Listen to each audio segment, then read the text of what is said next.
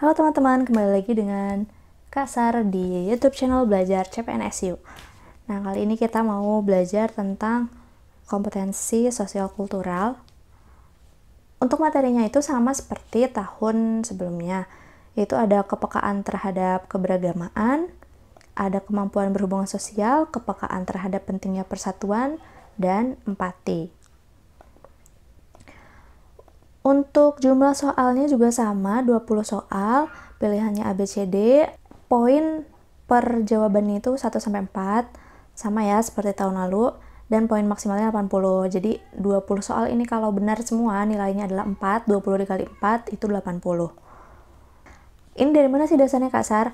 Kalau kita lihat di Keputusan Menteri Pendayagunaan Aparatur Negara dan Reformasi Birokrasi Republik Indonesia atau Kemenpan RB nomor 347 tahun 2024 tentang mekanisme seleksi pegawai pemerintah dengan perjanjian kerja tahun anggaran 2024. Nah, di sini nih ada nih ya, nanti teman-teman search aja materi kompetensi sosial kultural bertujuan untuk menilai pengetahuan dan sikap terkait pengalaman berinteraksi dengan masyarakat majemuk yang memiliki keberagaman dalam hal agama, suku, dan budaya, perilaku, wawasan, kebangsaan, etika, nilai-nilai, moral, emosi, dan prinsip yang harus dipenuhi setiap pemegang jabatan untuk memperoleh hasil kerja sesuai dengan peran, fungsi, dan jabatan dalam peran pemangku jabatan sebagai perekat bangsa yang memiliki kepekaan terhadap keberagaman, sama seperti tahun lalu, kemampuan berhubungan sosial,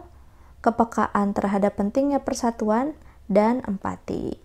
Tadi di slide sebelumnya ya, teman-teman boleh screenshot untuk nanti teman-teman ingat terus belajar dengan poin-poin tersebut. Kita masuk ke soal pertama. Oke, kita bahas ya. Saat merencanakan kegiatan tahunan, seorang pegawai keberatan dengan tanggal kegiatan yang bertepatan dengan hari penting dalam agamanya. Pegawai tersebut adalah satu-satunya yang berbeda agama dengan anggota tim yang lain. Apa yang sebaiknya dilakukan? A. Memilih tanggal yang sesuai dengan suara mayoritas tim. B. Mengabaikan pegawai tersebut karena dia minoritas. C. Tetap pada rencana awal dan pegawai tersebut boleh datang terlambat atau tidak datang. D. Mendiskusikan kembali tanggal yang dapat disetujui semua anggota tim. Jawabannya apa, teman-teman? Jawabannya D ya, teman-teman. Kita lihat kunci jawabannya D, dan ini mengandung poin kepekaan terhadap keberagaman. Dari mana keberagamannya? Yaitu dari agama yang berbeda, agama yang beragam. Nah, soal ini tujuannya itu untuk mengetahui sikap dalam mengakomodasi kebutuhan semua anggota tim, menunjukkan kepekaan terhadap keberagaman, dan menghargai perbedaan. Dalam hal ini adalah perbedaan agama. Nah, dengan menghargai perbedaan dan peka terhadap keberagaman itu, maka pegawai yang berbeda tadi itu akan merasa dihargai. Nah, dari sini kita lihat urutan poinnya ya. Yang D ini yang paling benar dengan nilai 4. Kemudian yang A ini memilih tanggal sesuai dengan suara mayoritas. Oke, ini boleh 3. Kemudian C tetap pada rencana awal. Ini 2 ya. Dan yang mengabaikan ini 1 tentunya. Boleh dicatat teman-teman dapat poin berapa? Kita lanjut ke soal berikutnya. Silakan dibaca, nanti akan kita bahas bareng.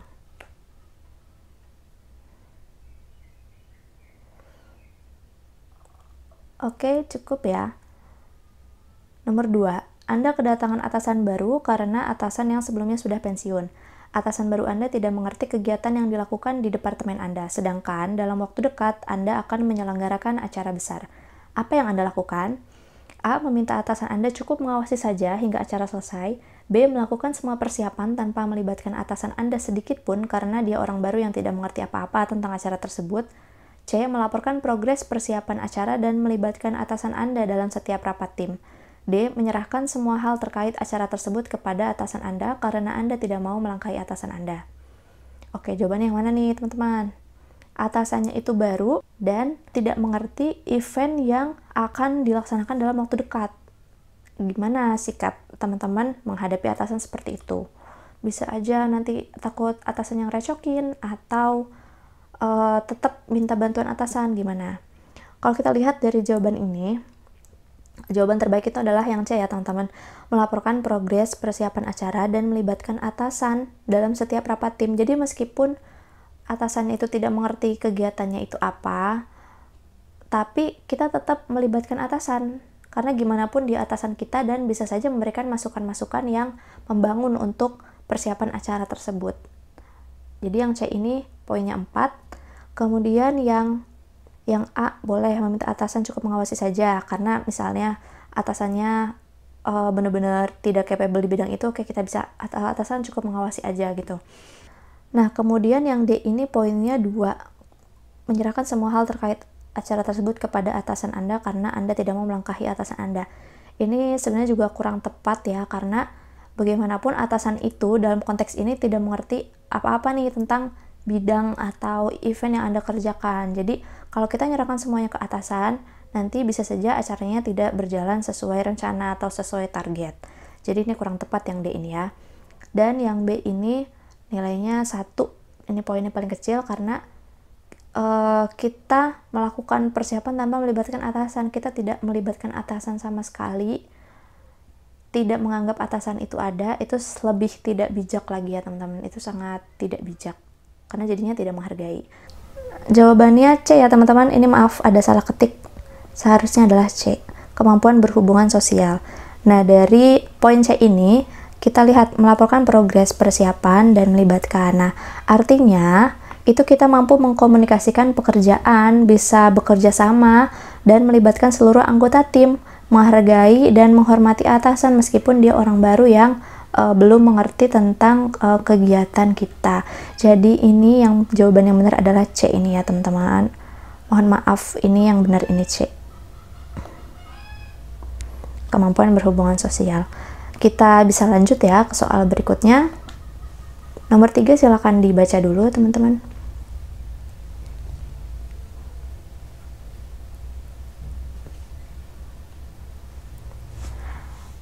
Oke, kita bahas bareng-bareng.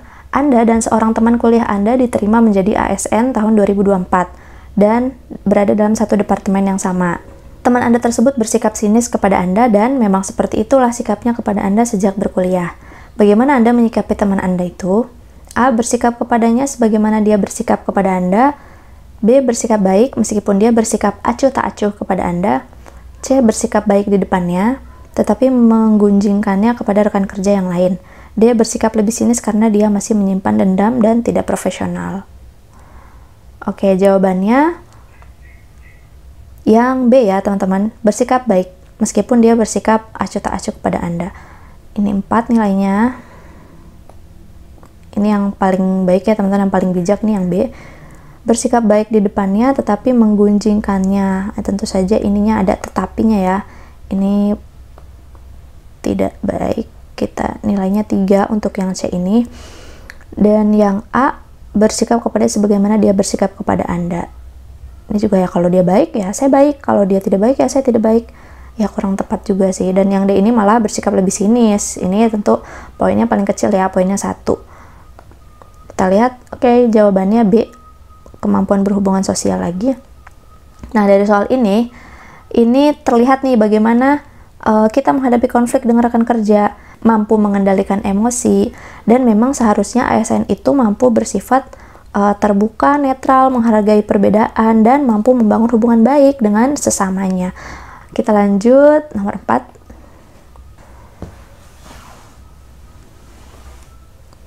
Kita bahas ya. Seorang rekan kerja Anda baru saja mengalami kecelakaan sehingga harus menggunakan tongkat untuk beberapa waktu. Rekan Anda tidak mau terlihat lemah sehingga dia selalu mengerjakan semua pekerjaannya agar tidak merepotkan rekan yang lain. Dalam beberapa hal yang menyangkut mobilitas, rekan tersebut masih butuh bantuan namun sungkan untuk meminta bantuan. Apa yang sebaiknya Anda lakukan? A. Menawarkan bantuan menyangkut mobilitas jika dia terlihat kesulitan. B. Membiarkannya jika dia tidak meminta bantuan karena takut menyinggung perasaannya. C. Menyuruh rekan yang lain untuk membantunya. D. Menunggu hingga dia meminta bantuan. Oke, yang mana jawabannya teman-teman? Yang A tentunya ya. Menawarkan bantuan. Kemudian yang Poinnya 3 itu yang C, menyuruh rekan lain untuk membantunya. Yang B ini 2 dan yang 1 ini benar-benar ini tidak ada inisiatif ya.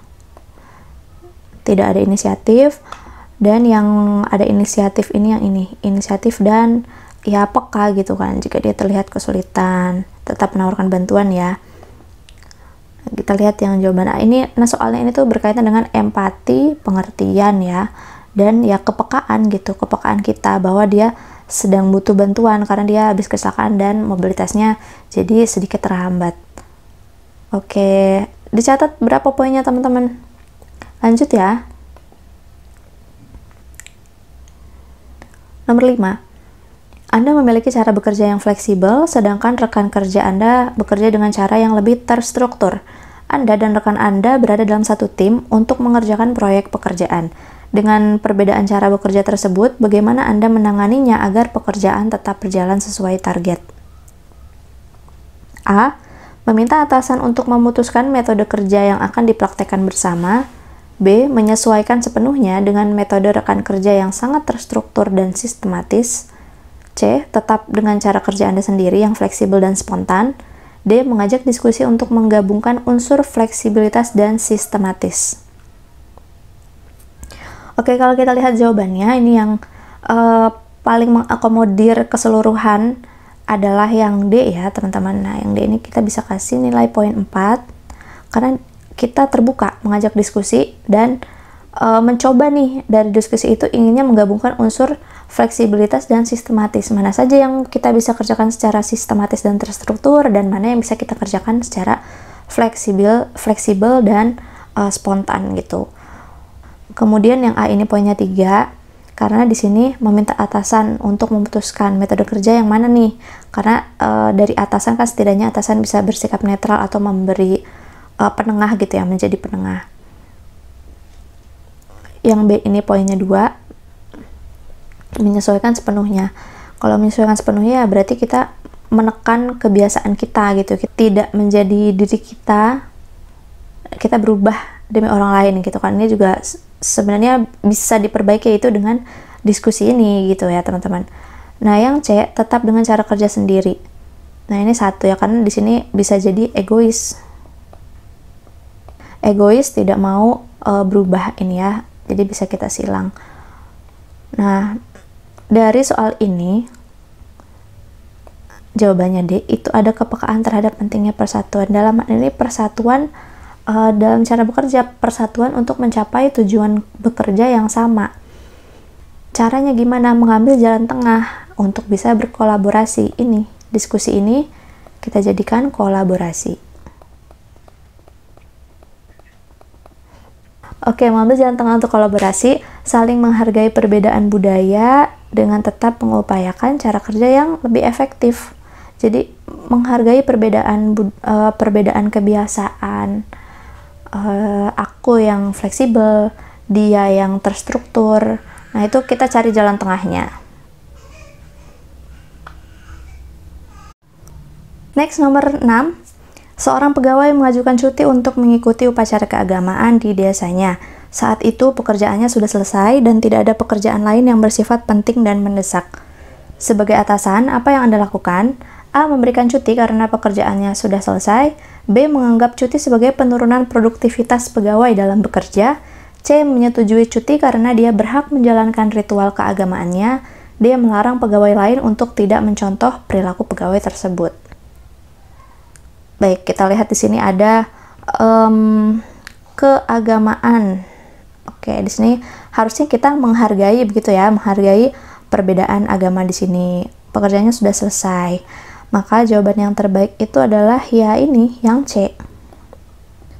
Poinnya 4 yang C ya, menyetujui cuti karena dia berhak menjalankan ritual keagamaannya. Karena dia berhak, berarti kita dapat menghargai perbedaan dalam beragama, begitu. Perbedaan ritual keagamaan ini, yang C ini yang paling tepat. Kemudian yang A, memberikan cuti karena pekerjaannya sudah selesai. Oke, itu juga bisa jadi alasan. Memberikan cuti karena pekerjaannya sudah selesai. Tapi di situ dia tidak mengedepankan, alasannya bukan karena ritual keagamaan, tidak mengedepankan perbedaan agama, tapi masih oke karena memberi haknya gitu ya. Dan yang B ini poinnya 2, menganggap cuti sebagai penurunan produktivitas. Ini nggak banget ya, artinya nggak menghargai. Nah, yang D ini lebih parah nih, melarang pegawai lain untuk tidak mencontoh perilaku pegawai tersebut. Ini lebih parah, malah sampai melarang pegawai lain. Oke, kita lihat jawabannya C. Ya benar ya, kepekaan terhadap keberagaman. Ini ya tadi keberagaman dalam beragama, keagamaan ini. Setiap orang itu berhak atas kepercayaannya ya teman-teman, berhak beribadah apapun agamanya, bagaimanapun ritual keagamaannya atau kepercayaannya. Dan kita harus menghargai perbedaan tersebut, perbedaan dalam beragama. Nomor 7, seorang rekan kerja Anda terlihat murung dan kurang bersemangat di tempat kerja. Ketika Anda mencoba berbicara dengannya, ia mengatakan bahwa ia sedang menghadapi masalah pribadi yang berat. Apa tindakan yang paling menunjukkan empati? A. Memberikan waktu dan ruang untuknya tanpa mengganggu. B. Mengingatkan dia untuk tetap profesional di tempat kerja. C. Mendengarkan dengan penuh perhatian dan menawarkan bantuan jika diperlukan. D. Menghindari berbicara lebih jauh karena masalahnya adalah urusan pribadi. Oke. Nah, di sini kita lihat ya teman-teman, mana yang tindakan. Nah, kita lihat soalnya. Apa tindakan yang bukan, ini pertanyaannya bukan apa yang akan teman-teman lakukan jika melihat rekan kerja seperti itu. Tapi apa tindakan yang paling menunjukkan empati? Oke. Tindakan yang paling menunjukkan empati tentu saja yang C, teman-teman ya. Mendengarkan dengan penuh perhatian dan menawarkan bantuan. Maka ini poinnya 4. Kemudian yang A ini memberi waktu dan ruang untuknya tanpa mengganggu. Yang B mengingatkan dia untuk tetap profesional. Yang D menghindari. Nah, ini malah menghindari. Ketika teman sedang ada masalah, ini malah menghindari. Ini nilainya 1. Oke, tindakan mendengarkan dengan penuh perhatian ini, yang C ini, itu artinya teman-teman menunjukkan empati karena teman-teman berusaha memahami perasaan dan situasi rekan kerja itu. Nah, selain itu, menawarkan bantuan, itu menunjukkan niat baik. Ini ya, menawarkan bantuan yang ini nih, menunjukkan niat baik, dan teman-teman tuh mau mendukung dia, mau mensupport dia gitu tuh dengan masalah yang ada. Jadi jawaban yang paling benar yang C ya teman-teman, berkaitan dengan empati. Lanjut nomor 8. Anda baru saja ditempatkan di wilayah terpencil dengan rekan-rekan kerja yang berusia cukup tua. Mereka terbiasa bekerja dengan santai dan tidak mencapai target minimum pekerjaan. Anda dianggap remeh dan dianggap tidak berpengalaman hanya karena usia Anda paling muda. Padahal Anda lulusan dari kampus ternama. Bagaimana sikap yang sebaiknya Anda lakukan? A. Bekerja mengikuti standar rekan di kantor dan menutup diri dari obrolan yang tak perlu. B. Melakukan pekerjaan dengan cara baru yang lebih efektif dan efisien meskipun mendapat cemooh dari rekan yang lebih tua. C. Bersikap cekatan dan profesional dalam bekerja, serta tidak menerima saran dari rekan kerja yang kolot. D. Memusuhi semua orang karena pemikirannya yang kolot dan tidak mengikuti perkembangan zaman. Oke teman-teman, yang mana ya jawabannya? Nah, kita lihat di sini, Anda paling muda dan rekan-rekan kerja yang lainnya tuh usianya cukup tua dan tidak ada target gitu ya, bahkan tidak mencapai target minimum pekerjaan. Nah, sikap yang sebaiknya Anda lakukan gimana nih ketika Anda dianggap remeh oleh orang-orang yang bahkan bekerjanya pun tidak sesuai target. Nah, kita lihat yang B. Ini poin yang paling bagus ya teman-teman. Melakukan pekerjaan dengan cara baru yang lebih efektif dan efisien meskipun mendapat cemooh dari rekan yang lebih tua. Jadi tidak perlu Anda hiraukan cemooh dan anggapan remeh dari rekan-rekan yang lebih tua.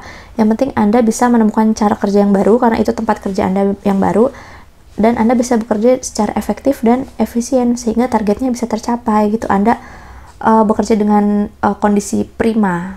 Yang C. Bersikap cekatan dan profesional dalam bekerja serta tidak menerima saran. Ini sebenarnya kurang ya, tapi kita bisa kasih nilai 3 karena tetap bersikap cekatan dan profesional. Nah, yang A ini bekerja mengikuti standar rekan di kantor.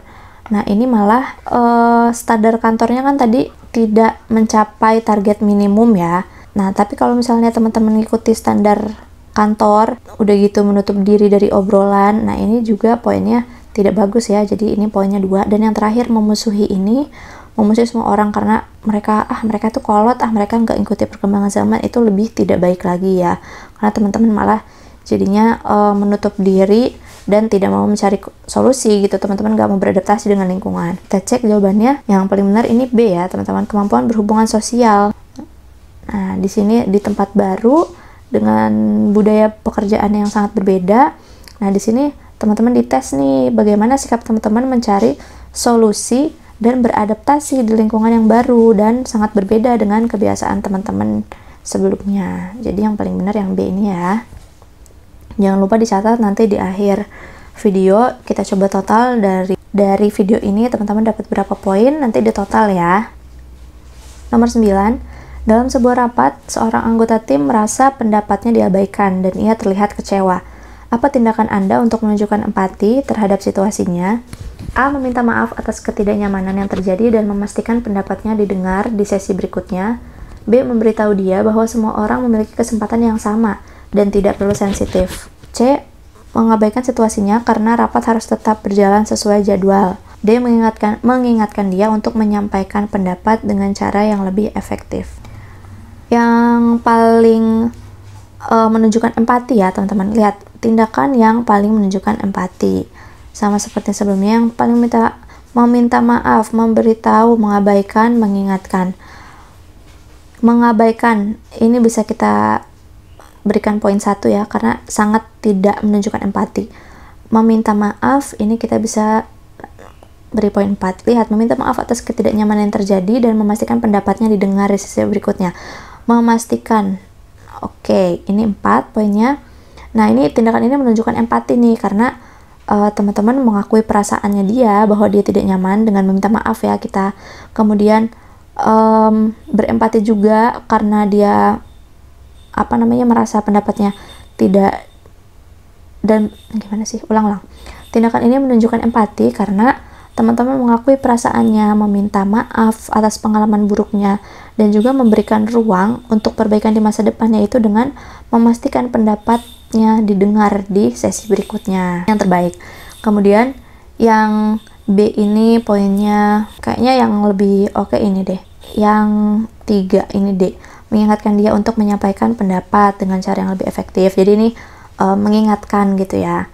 Supaya apa? Supaya bisa menyampaikan pendapat dengan cara lebih efektif. Ini juga lumayan lah ada empatinya. Yang B ini 2. Karena ini memberitahu bahwa semua orang memiliki kesempatan yang sama dan tidak perlu terlalu sensitif. Ini malah jadi kayak tidak menghargai kalau dia tuh sensitif. Kita malah meremehkan perasaannya yang sensitif itu. Kita cek jawabannya ya. Ya, yang benar jawabannya A. Ini A, empati. Oke, kita masuk di soal nomor 10. Di lingkungan kerja Anda terjadi kesalahpahaman antara 2 rekan kerja yang berbeda latar belakang budaya. Salah satu rekan merasa diperlakukan tidak adil karena adanya stereotip tertentu, sehingga lingkungan kerja menjadi tidak kondusif. Apa yang Anda lakukan? A. Membiarkan mereka menyelesaikan masalah sendiri tanpa campur tangan. B. Meminta maaf kepada rekan kerja yang merasa tidak adil atas nama tim dan mengupayakan dialog untuk memahami sudut pandang masing-masing. C. Menyampaikan kepada atasan agar memberi teguran kepada pihak yang dianggap salah. D. Menyampaikan kepada tim bahwa konflik tersebut hanyalah kesalahpahaman kecil dan tidak perlu dibesar-besarkan. Baik, kita lihat ya, sikap yang perlu dilakukan ketika ada kesalahpahaman antara 2 rekan kerja yang berbeda latar budaya. Oke, berbeda latar budaya. Kita lihat di sini mana sikap yang paling perbedaan latar belakang budaya ya. Ini berarti persatuan. Tujuannya apa? Persatuan supaya mereka tidak salah satunya diperlakukan tidak adil atau satunya merasa didiskriminasi gitu ya. Berarti ini menunjukkan persatuan. Kita lihat mana yang menjunjung persatuan. Yang B ya teman-teman, meminta maaf kepada rekan kerja yang merasa diperlakukan tidak adil dan mengupayakan dialog untuk memahami sudut pandang dari masing-masing pihak. Ini yang B, ini poinnya 4. Kemudian yang poinnya 3 itu yang D, menyampaikan kepada tim bahwa konflik tersebut hanya kesalahpahaman. Dan yang C ini poinnya 2, Nah, kita langsung menyampaikan aja nih kepada atasan, kita lapor aja nih ke atasan, kita nggak usah ikut-ikutan, kita lapor aja ke atasan supaya ditegur. Gitu, pihak yang salah nih biar ditegur. Nah, ini kita malah tidak mencoba menjadi penengah, tidak mencoba menyatukan kedua belah pihak yang berselisih itu, malah kita langsung lempar ke atasan. Dan yang A ini yang paling tidak peduli ya, membiarkan mereka menyelesaikan masalah sendiri tanpa campur tangan. Padahal di situ Anda ya berada di lingkungan kerja itu, dan lingkungan kerjanya jadi tidak kondusif kan, jadi tidak nyaman ya kalau bekerja tidak kondusif. Jadi yang satu ini poinnya paling kecil. Oke, kita lihat kuncinya, jawabannya B. Ini ya, meminta maaf, pentingnya persatuan. Oke teman-teman, untuk video ini cukup sekian dulu. Nanti kita akan lanjut lagi di video selanjutnya, tapi sebelumnya ada PR nih, satu soal. Tapi bohong, nggak ada. Oke teman-teman, jadi untuk video ini 10 soal dulu, nanti kita akan lanjut di video selanjutnya. Selamat belajar, semoga teman-teman dapat hasil yang terbaik. Sampai jumpa di video selanjutnya, bye-bye.